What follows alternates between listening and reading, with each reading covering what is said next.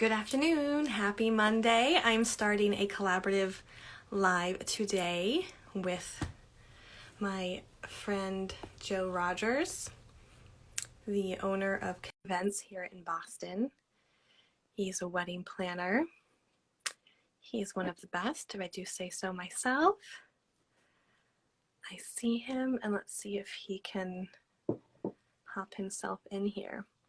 So we are talking about LGBTQ inclusivity in the wedding industry, and the work we have to do. Even Joe and I both being based in Boston, where gay couples have been able to get married, same-sex couples have been able to get married for 18 years now. Just trying to get him in here.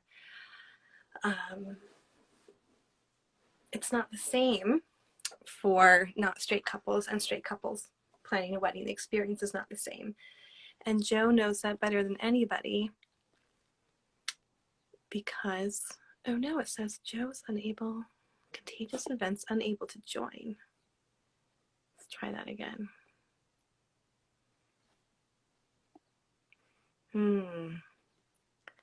Okay, I'm gonna start this. Ah, there you are. Hey, Corinne, how are you?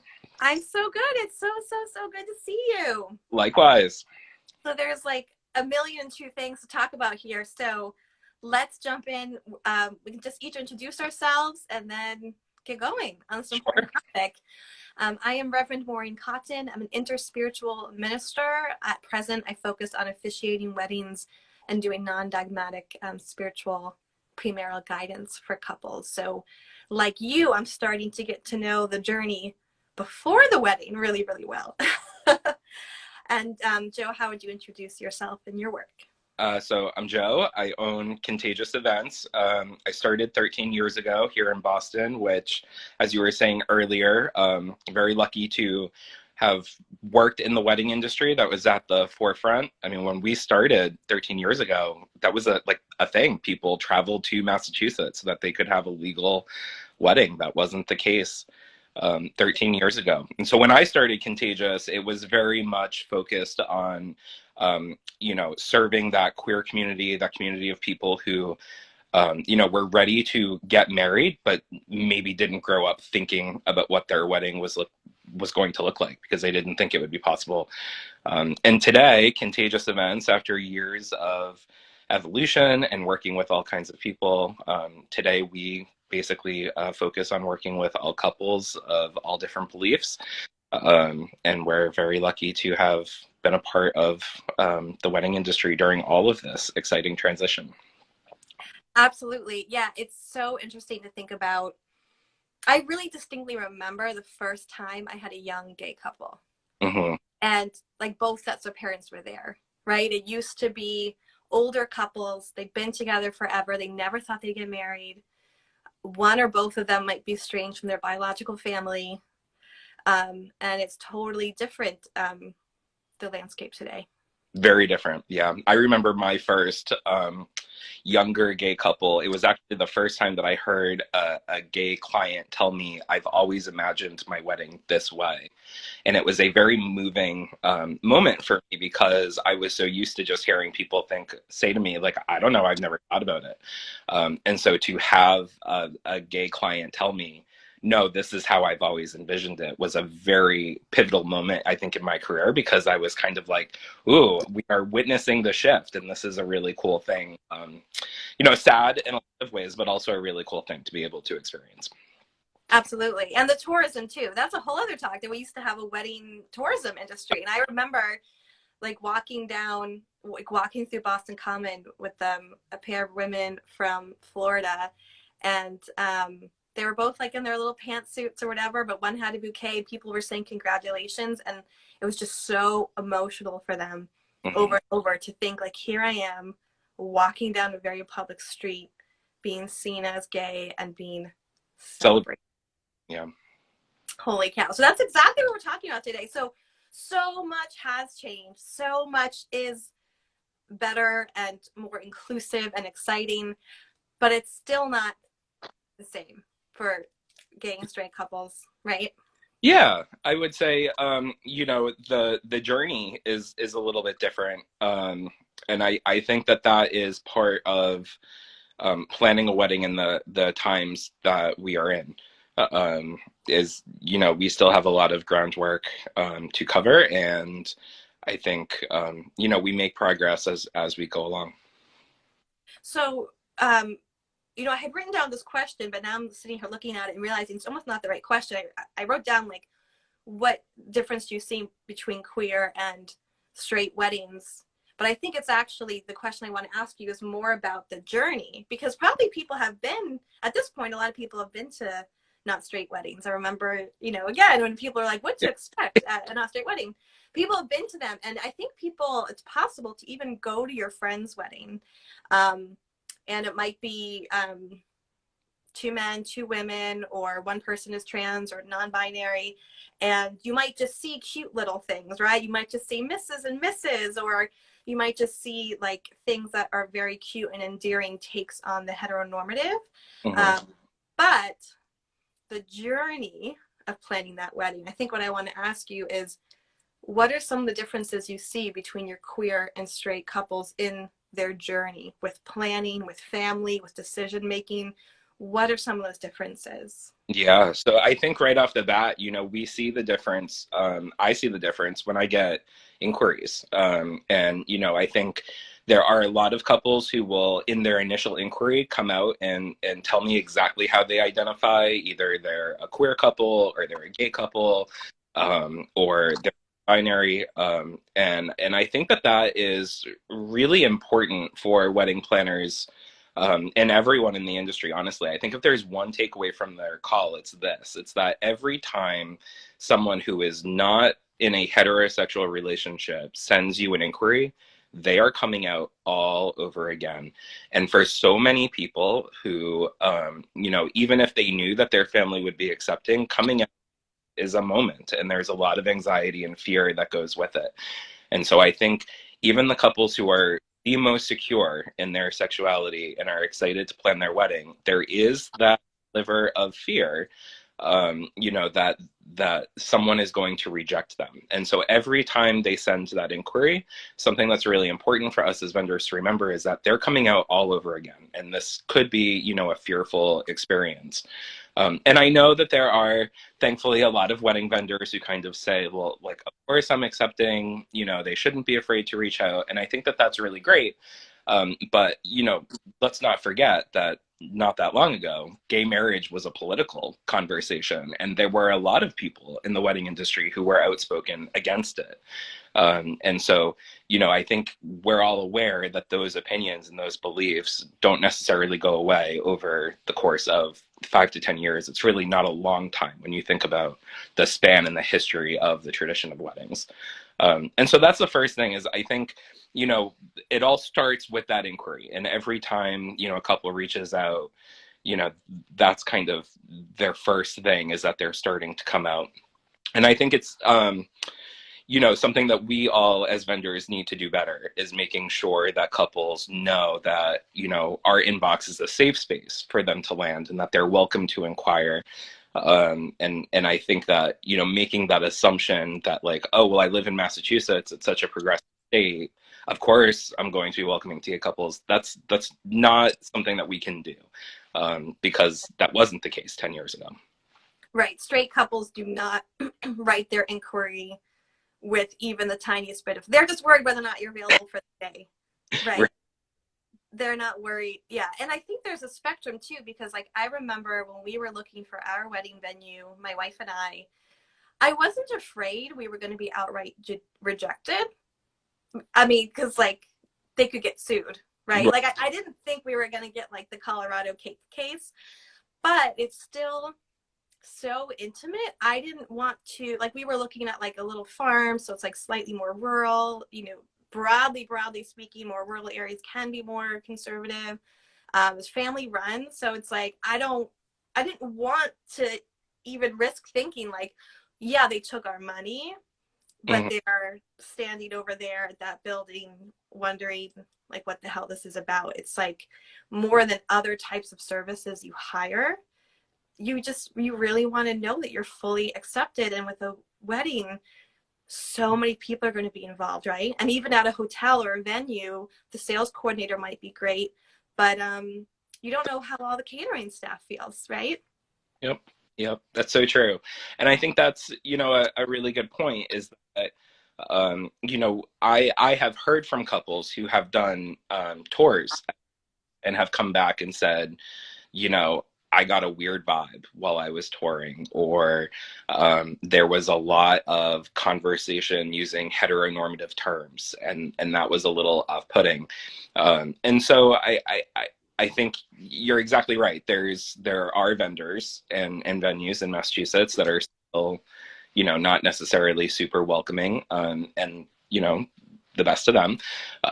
But for those of us who are welcoming, I think it's really important for us to make sure, that we're using our businesses as a beacon of light for those couples, so that they know that this is a safe vendor, safe space.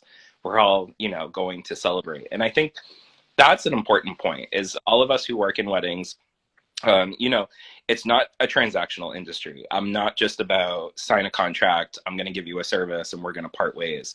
It's very personal. And for a lot of vendors, it's personal. Certainly it's personal for me because I'm the planner and I spend so much time with my couples, but it's also going to be personal, for the caterer who has to have that conversation about floor plan, who's sitting where and what are the family politics involved. And, these are all, situations where couples will feel very vulnerable, and regardless of their sexuality. And so I think it's important for us as vendors to understand that, while I may not care that mom and Aunt Kathy have this thing going on and they need to be in different corners of the room, that might be a tough conversation for the couple to have.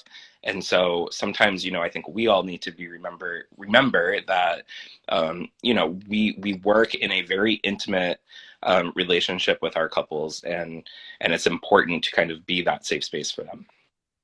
Absolutely. And so you as a planner, then I assume that your couples have the benefit of, they have to come out, right? In that initial inquiry with you, but then most of the time you're finding their vendors, right? So would you say you're often absorbing some of that emotional labor on behalf of your couples? Yes and no. So, I mean, obviously, over the years, I, have been able to kind of understand the vendor community, and certainly I know, who is welcoming and accepting versus, who may not be. But, I think a great case in point, just a couple of weeks ago, I had a couple who had a great site visit at a venue. We had a great tour. They decided they wanted to put a deposit down on the venue, and we got the contracts, and the venue sent the contract to me and the clients at the same time, and right there on the last page, bride and groom signature. And so sometimes I can't catch it if, for those things where the vendor is communicating with all of us directly. But what I can do is make sure that, our couples feel good about the vendor that they're being matched with. I can absorb some of that, anxiety around coming out and making sure that I'm introducing them to the right couples. Something else that I'm seeing that I think has been an interesting shift in the past year or two is that a lot of my couples seem to be very much more, they want to be more aware about where their money is going. And it isn't necessarily percentages to different categories. It's more kind of, who is the person behind this business that I'm supporting? And am I giving it to someone who, might be an insurrectionist? Or am I spending money with people that I want to support?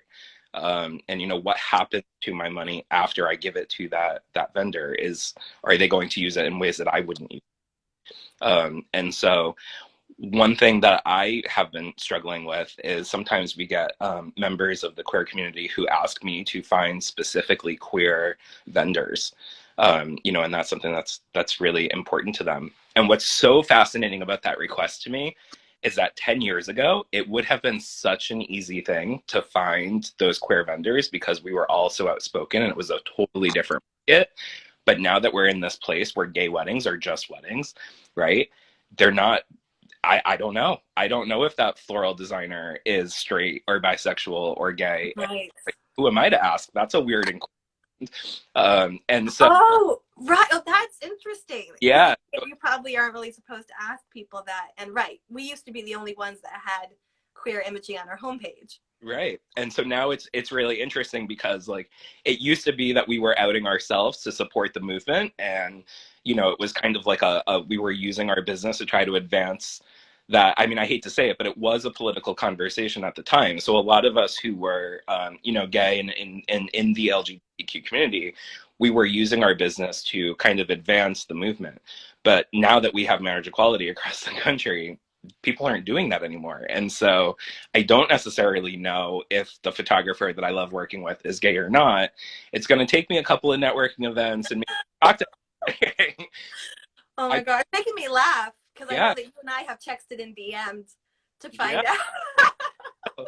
Um it's Oh definitely, I had a moment. So last year was kind of, the first year I actually had two couples who very specifically told me we want to be mindful of where our money is going and we would love to support.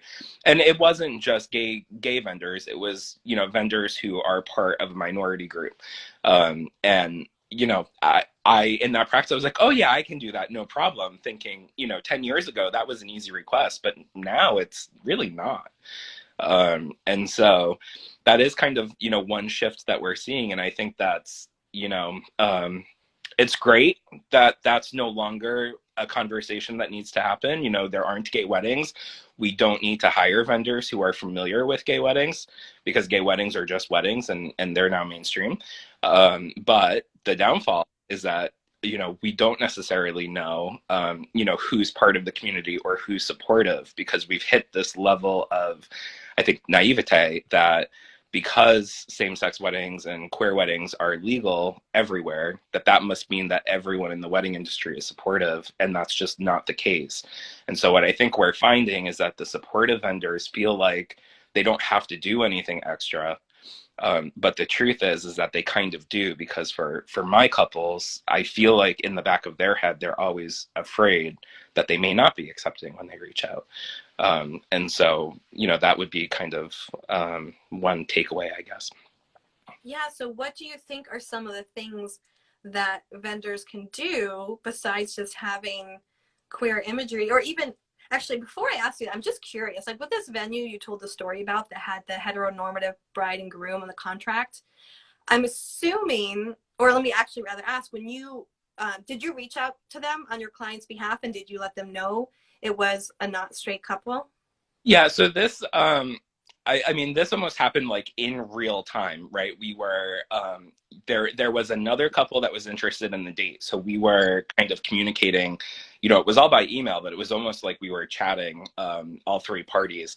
And so I was here in Boston, the venue was in a different state, the couple was down in DC. So we were getting all these documents at the same time. And the couple wrote back to me and said, they had a few edits. There were like 3 or 4 edits to the contract that needed to be made. But that was the last one. And they were kind of like, this isn't really a thing, but like we noticed and we don't love it. And, it's kind of like one of those things where I feel like, sometimes I have to give couples permission to be upset about something because they're afraid of getting like tagged as like groomzilla, bridezilla, or being high maintenance. And sometimes, I as a planner have to say like, no, you have a right to feel those feelings, and we're going to get that. And so, I did end up reaching out to the venue and was like, hey, could you please change that last page? We only have 2 grooms. And I what I will say is that I think there's a new shift happening, and it's that even if that contract had said groom signature, that still may not have been correct for 2 gentlemen or 2 people who identify as male touring a venue. Not every male presenting person wants to be a groom. Not every female presenting person wants to be titled a bride. And so I think, it just highlights the importance that we have to start changing all of our language everywhere so that it's, not gender specific, and that it's welcoming to people, across the spectrum. And that, that was, just one of the many times I see it, where you know, I think for the most part, at least my queer couples seem to be very understanding and patient, that, you know, for years the industry was using these templates of bride and groom, and it's going to take years for that change to happen. But I think as more and more vendors are starting to pay attention, it's important to remember, you know, it isn't necessarily two brides, two grooms, or a bride and a groom. And so we have to shift away from those titles. Absolutely. And it's interesting to think there's like that example you gave of the contract, like that's just like right before you give your money, because there's the things that are like the marketing and the website, and then there's like, okay, now you're the client, and there's a groom suite and a bride suite, and there's a whole client journey. And at some point, especially if you're a venue, like you've locked in, you have their money. And I imagine this year, especially with all this wedding boom talk and things going fast, I could imagine a couple seeing that contract. They're not pleased about it, but they know there's another couple looking at the same date, and they don't want to put up a fuss. So that's really important. But for couples, for vendors who might be listening, who might be thinking like, love is love, like I treat everybody equal, and they're hearing your message that the queer community, you know, it's like the equal versus equity thing. Like the queer community deserves like for you to reach your hand out a little bit more to them, so that they know that they are going to be welcome and celebrated. What are some of the things that you would want to see if you're, you know, and you're doing this all the time, right? You're looking for the right vendor, classic things like florists and stuff, but then I know you get wacky, you sometimes get wacky, not wacky, unusual, unconventional requests for vendors. And like, what do you want to see right off the bat so that you can not be thinking, will they take amazing care of my client and their identities, and you can instead be thinking about, you know, their talent? What do you want to see? Yeah, so I mean, right off the bat, I look at vendors' websites, and you know, I'm looking for the language that they're using, and I know that vendors are tired of hearing about having diverse images and, you know, the pictures, pictures, pictures. For me, it's about the words. It's what you're typing on your website. You know, if you have a whole section on your website that specifically says for brides, or you know, like bridal packages, or you know, even hotels still have bridal suites. So I'm really looking for terminology, and it isn't, you know, a hard and fast rule. So there are plenty of vendor websites who, you know, may have that little rainbow flag icon down at the bottom, which I think is a great symbol of to just silently let people know that, you know, safe space for you to reach out. But then throughout the website, they may have, you know, heteronormative language. And so I think for me, what I'm looking for is the effort, right?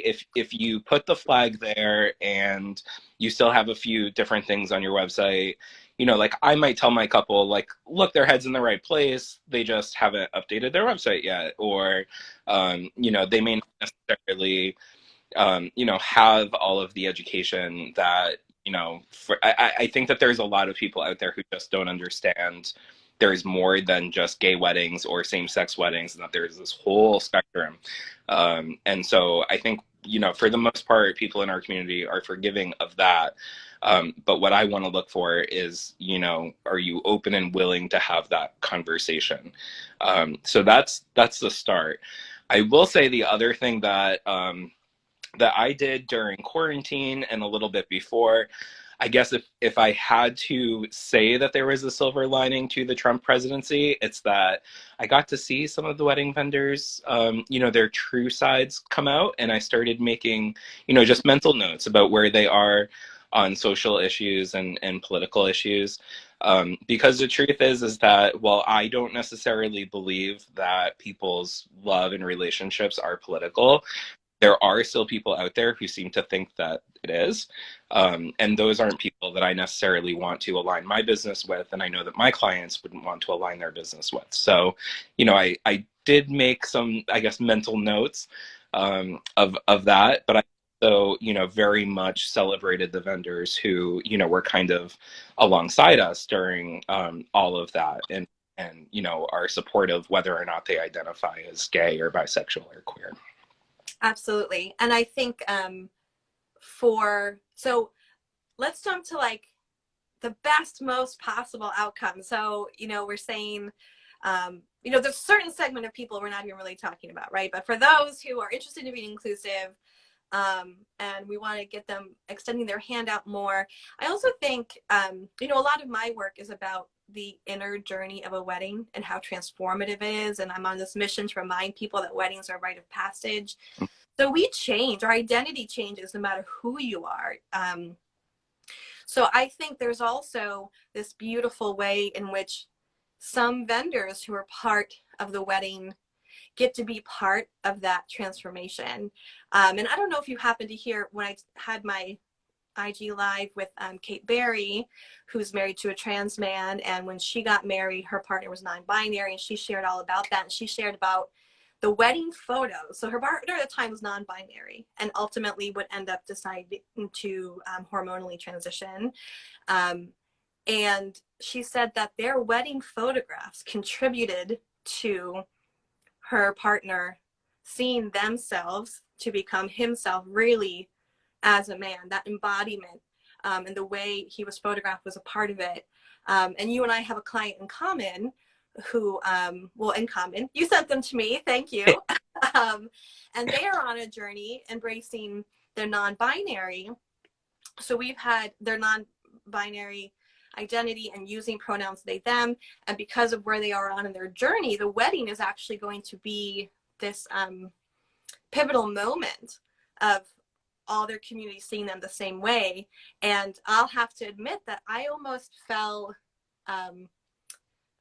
short on these exact things you're saying, that when I spoke with them on the very first call, they told me that, the pronouns were they, them, and they were talking about something else. So I didn't really say anything. I was just like, okay, cool. And, I've got my portrait with a rainbow ring around it on my homepage saying I'm a woman married to a woman.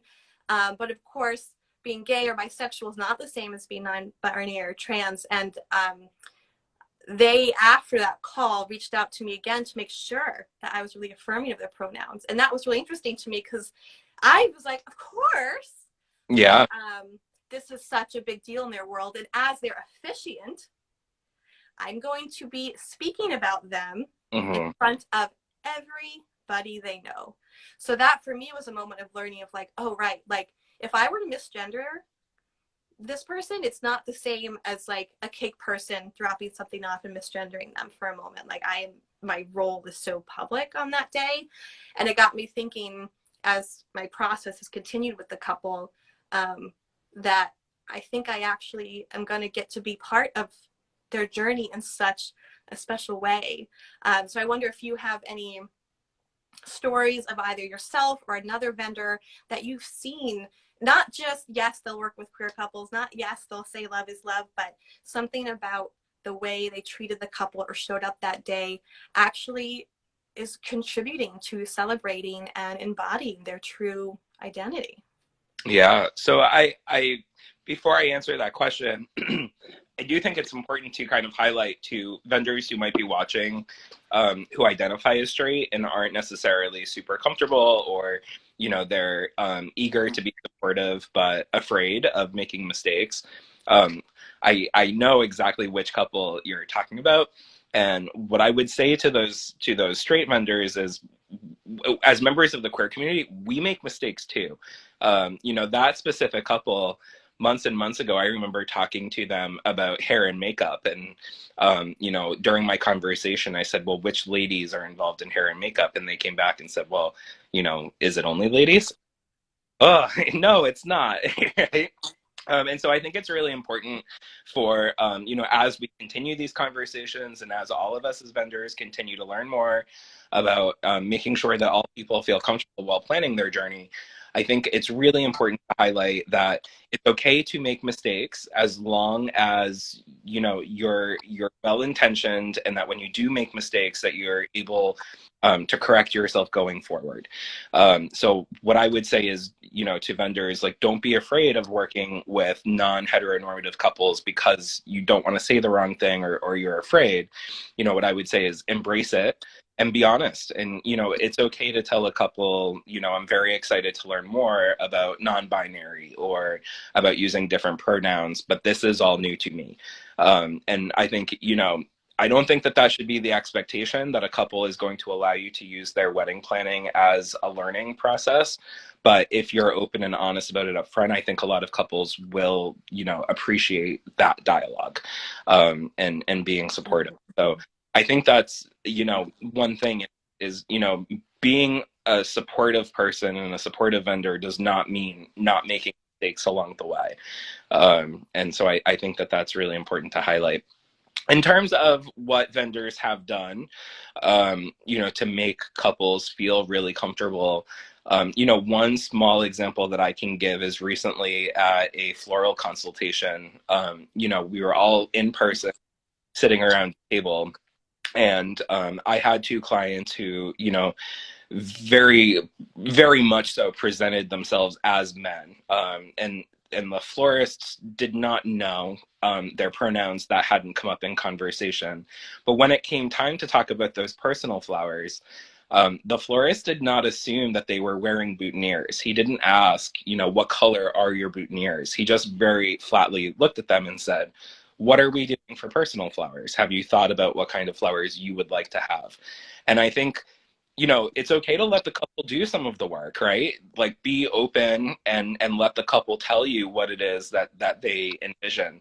And I think that's one of the best things that vendors can do is not make assumptions based on outward appearances. And so I don't know necessarily whether the couple understood how much of an effort that was, and maybe it wasn't an effort, but to me, it was a very cool thing to witness of, like, this is great that we're not making this assumption that they're both wearing boutonnieres.